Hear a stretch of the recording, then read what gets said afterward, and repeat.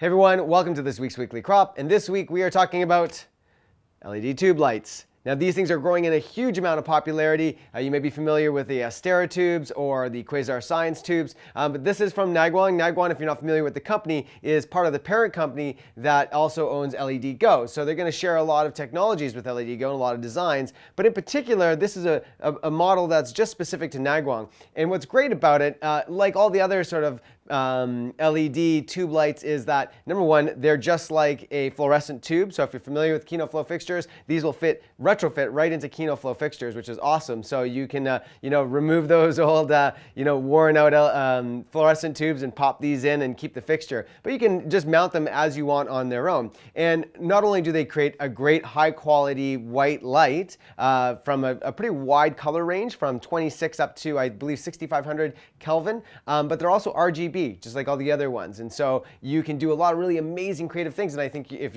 watch a music video, man, they're in everything now. And what's really great about it is that you can do all sorts of really great color effects with them.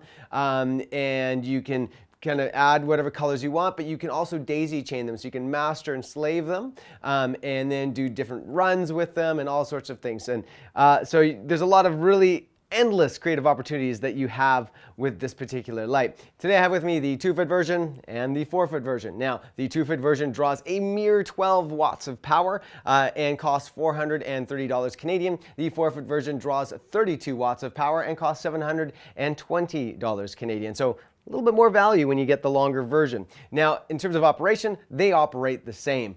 So that doesn't change, but I'm going to walk you through some of the feature set here. The first thing that's worth mentioning is that you can run them on AC or DC power. Either way, they're 100% flicker free through their dimming curve, so you don't have to worry about flicker. I'm going to just turn this on. We're running battery power right now. And the great thing, of course, with these lights when it comes to battery power is, watch a music video, right? They're everywhere, and people are like hanging them from things and stuffing them into the ground and doing all sorts of really cool designs and features with them. So you don't want to be messed up with tons of cables hanging around everywhere, and you want to take these into really cool environments like the forest or whatever. So they're really, really versatile, and they have a pretty huge light output for what they are. Fairly equivalent to the original fluorescent tubes from Kino Flow. But of course they do a whole lot of other things that those fluorescent tubes cannot do. So you've got two dials here. One controls the intensity on the specific thing that you are changing, and then one selects the feature set that you're trying to obtain. So on this we've got a number of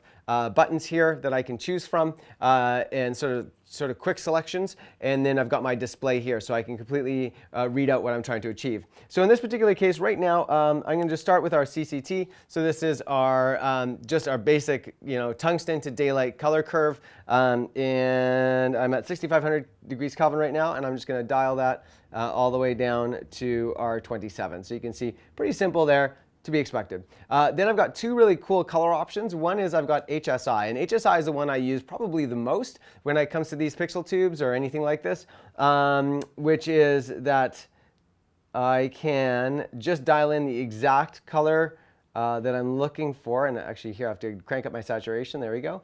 And I can dial in, let's say 328. And I can go to any other light that features RGB, go to their HSI, and it doesn't even need to be the same brand. It can be a Kino Flow, it can be a Sky Panel, whatever, and dial in that number, and it should match identically. So in terms of matching lights and matching colors to specific things, in the scene around you, HSI is super, super useful. And so within that, as you can see, I can control the exact color on the color wheel. I can bus over here to saturation, and then again my intensity, so I can ramp that up and down as I need to. As I mentioned earlier, one of the great things about this light is that you can daisy chain them all, but they're also Wi-Fi controllable. So all you need is a Wi-Fi router from LEDGO or Nanguang, and that will act as a hub, and you'll be able to assign each light a channel and then be able to remotely control all the lights via a Nanguang or LED Go app. In terms of mounting these lights, you've got a number of options. They do come with two transparent clamps that feature two quarter 20 receivers on there, so endless sort of adaptations that you can make with that and being able to mount. Second to that, you also have a swage cable that fits on both ends, and you've got a little hole here, so I just put the swage cable through like this and then connect it, and you can now hang this basically from wherever you want. So you can just hang it like that. Put it on the other side, make it tense, that type of thing. So you've got a number of rigging options there. For me, to be honest, oftentimes what I'll do is I'll just use a Mathellini or Cardellini clamp or a super clamp, for example, and those just clamp on here. You do, of course, have to be a bit careful that you don't over tighten it.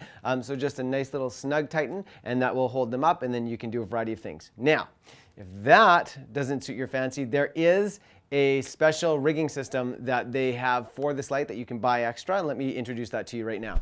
So here's the quad mounting system for the Pavolite, and to mount it you just simply need an LED Go or Nanguang gooseneck, and this gooseneck is actually shared by a lot of their lamps, their panel lights, and their studio panel fixtures. So if you've got one of these lights and you're not using it that day, you can just repurpose this gooseneck. Otherwise you'll have to just get this attachment separately.